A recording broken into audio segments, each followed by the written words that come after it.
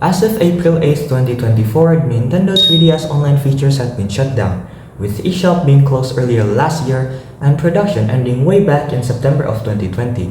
Nintendo shifted its focus to the Nintendo Switch console, obviously.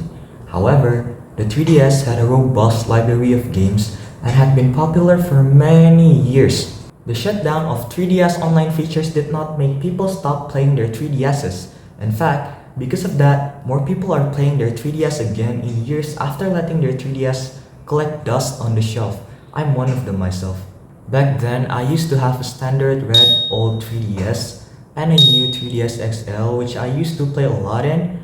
I'm a die-hard Nintendo fan for as long as I can remember. And I remember the day I was born. Back then, my dad gave me a used Game Boy Advance SP that he found in his office, and once I played with it, I got hooked to every single thing Nintendo. So yeah, I tried searching for my old 3DSs for no avail, so as what every normal people would do, I got myself a Nintendo 3DS XL, yes, in 2024. Well, in fact, I got mine on April 9, just one day after the 3DS shut down its online features. Well, you might still find Nintendo 3DS consoles available through online marketplace like eBay, Amazon, or perhaps from third-party sellers on platforms like Craigslist or Facebook. However, availability might be limited and prices might vary depending on the condition and stuff. But yeah, I got mine without a box. It just came with a charger and I paid roughly around $105 in total. Well, I mean, I'm not really sure if I'm overpaying for it, since it's the Japanese region, but still, if this one is the US region, I think it's a great deal.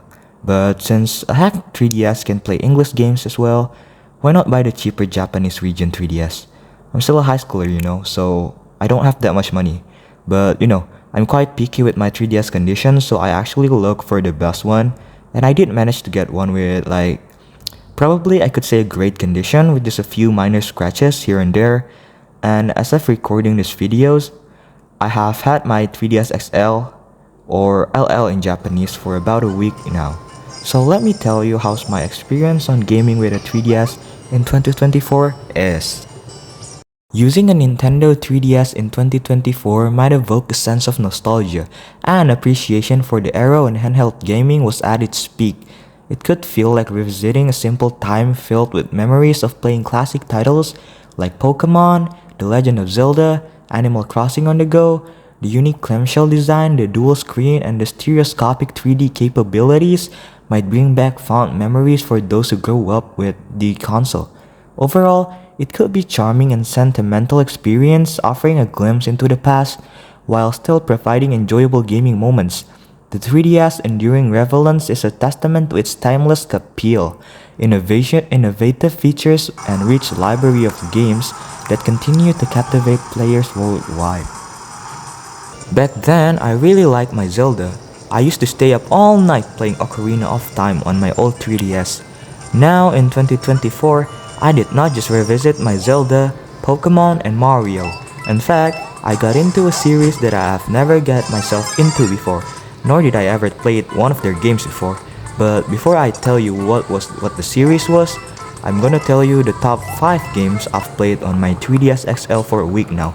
So maybe you guys can have a recommendation of games once you get yourself a 3DS. So starting off with number 5, we have a Monster Hunter 4 Ultimate with a playtime of 1 hour and 32 minutes. Gotta try this Monster Hunter once you got yourself a 3DS, since it's one of the best looking 3DS games out there. Might want to check out for yourself. And number 4, we have The Legend of Zelda Ocarina of Time with a playtime of 1 hour and 45 minutes. I solely played this game for the sake of nostalgia, but still, once I played the game again, it got me thinking that for the time of Nintendo 64, which the game was originally released, I think it was back in 1998 or something, this game must be very revolutionary because, it still looks damn good in 2024. No wonder it got first place on Metacritic. And number 3, we have New Super Mario Bros. 2 with a playtime of 2 hours and 15 minutes.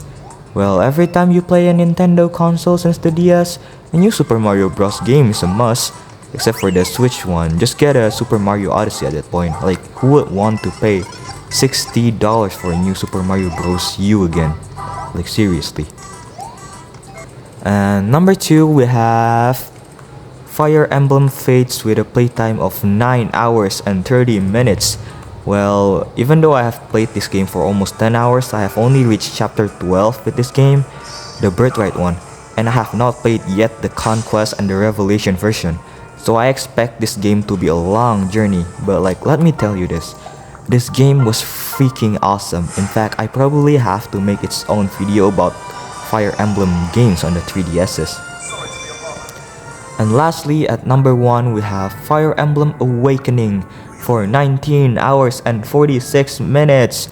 I have spent almost 20 hours on this game and I barely reached the end game yet. Yes, the franchise I was getting into mainly with my new 3DS in the last week is Fire Emblem. But I have not yet played the newest 3DS Fire Emblem game yet, which is Fire Emblem Echoes, The Shadows of Valentia. Well, maybe later after I finish Fire Emblem Awakening, but still.